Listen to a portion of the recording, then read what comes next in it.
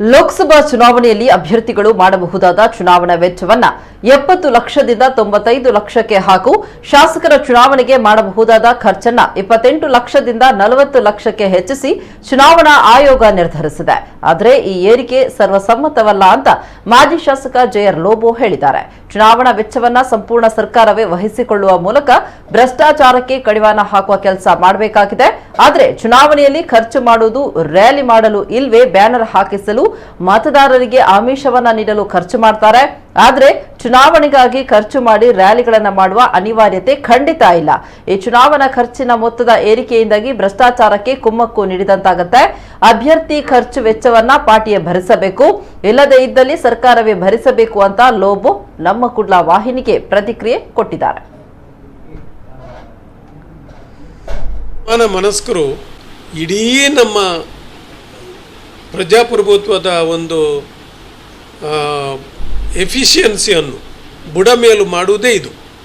Corruption ಎಲ್ಲವೂ ಆರಂಭವಾಗುವುದೇ ಇಲ್ಲಿಂದ.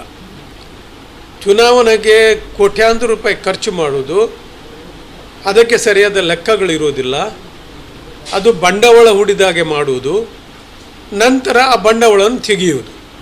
ಇದರಿಂದ ನಮ್ಮ ಪ್ರಜಾಪ್ರಭುತ್ವ ಇವತ್ತು ಸಂಪೂರ್ಣವಾಗಿ ಹಾಳಾಗಿ ಹೋಗ್ತಾ ಇದೆ. ಮತ್ತು ಹಣ ಇದ್ದವರ ಕೈಯಲ್ಲಿ ಇವತ್ತು ಪ್ರಜಾಪ್ರಭುತ್ವ ಬರುವ ವ್ಯವಸ್ಥೆಗೆ ಬಂದಿದೆ.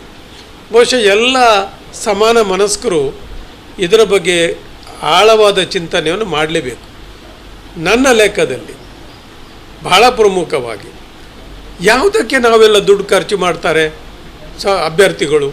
ದೊಡ್ಡ ದೊಡ್ಡ ರ್ಯಾಲಿಗಳನ್ನು ಮಾಡಲಿಕ್ಕೆ, ಅದರ ಆಮಿಷಗಳನ್ನು ಕೊಡಲಿಕ್ಕೆ, ಕರಪ್ಷನ್ ಪ್ರಾಕ್ಟೀಸಸ್ ಮಾಡಲಿಕ್ಕೆ.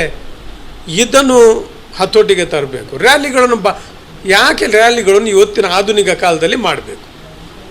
ಏನಿದ್ರೂ ಕೂಡ ವರ್ಚುವಲ್ ಇದೆ, ಮೀಡಿಯಾ ಇದೆ, ಮುಖಾಂತರ ಇಶ್ಯೂ ಬೇಸ್ನಲ್ಲಿ ತರ್ಕ ಆಗಲಿ, ಆ ತರ್ಕವನ್ನು ಜನ ಅರ್ಥ ಮಾಡಿಕೊಳ್ಳಿ, ಅದರ ಮೇಲೆ ಅಭ್ಯರ್ಥಿಗಳನ್ನು ಆಯ್ಕೆ ಮಾಡಲಿ. ಇದಕ್ಕೆ ಖರ್ಚು ಮಾಡಿ ರ್ಯಾಲಿಗಳನ್ನು ಮಾಡುವಂಥ ಅವಶ್ಯಕತೆ ನನಗಂತೂ ಅವಶ್ಯಕತೆ ಇದೆ ಅಂತ ಕಂಡು ಬರೋಲ್ಲ. ಎರಡನೇದಾಗಿ ಆಮಿಷಗಳನ್ನೆಲ್ಲ ಹೊಡೆದು ಇದು ನಾವು ನಿಯಂತ್ರಣೆಗೆ ತರಬೇಕು.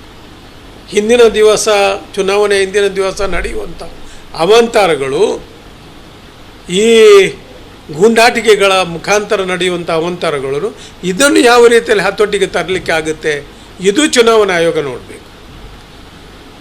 ಖರ್ಚನ್ನು ಮತ್ತು ಖರ್ಚು ಅಭ್ಯರ್ಥಿ ಮೇಲೆ ಬೇಡವೇ ಬೇಡ, ಅದನ್ನು ಅದು ಸ್ಟೇಟ್ ನನ್ನ ಲೆಕ್ಕದಲ್ಲಿ ರಾಜ್ಯನೇ ಭರಿಸಲಿ.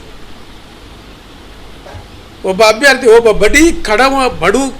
ಕಡು ಬಡವನು, ಒಬ್ಬ ಬಡ ಮೇಸ್ಟ್ರು, ಪ್ರಾಥಮಿಕ ಶಾಲೆಯ ಅಥವಾ ಹೈಸ್ಕೂಲ್ನ ಮೇಸ್ಟ್ರು, ಅವ್ರದ್ದು ದುಡ್ಡು ಎಲ್ಲ ತರ್ಬೋದು. ಆದರೆ ಪ್ರಜಾಪ್ರಭುತ್ವದ ಪ್ರಿನ್ಸಿಪಲ್ಸ್ ಮೇಲೆ ನಂಬಿಕೆ ಇದ್ದು ಅವರಲ್ಲಿ ಚಿಂತನೆಗಳು ಇದ್ದಿರ್ಬೋದು. ಅಂಥವರಿಗೆ ಸಹ ಚುನಾವಣೆಗೆ ನಿಲ್ಲುವಂಥ ಅವಕಾಶಗಳು ಬರ್ಬೋದು. ಹೇಗೆ ಬರಬೇಕು? ದುಡ್ಡಿಲ್ಲ. ಸರಿಯಾದ ಯಾವುದು ರೆಕಗ್ನೈಸ್ಡ್ ಪಾರ್ಟಿಯಿಂದ ನಿಲ್ತಾರ ಅವರ ಖರ್ಚು ವೆಚ್ಚವನ್ನು ಸಂಪೂರ್ಣವಾಗಿ ಪಾರ್ಟಿಯೇ ಭರಿಸಬೇಕು.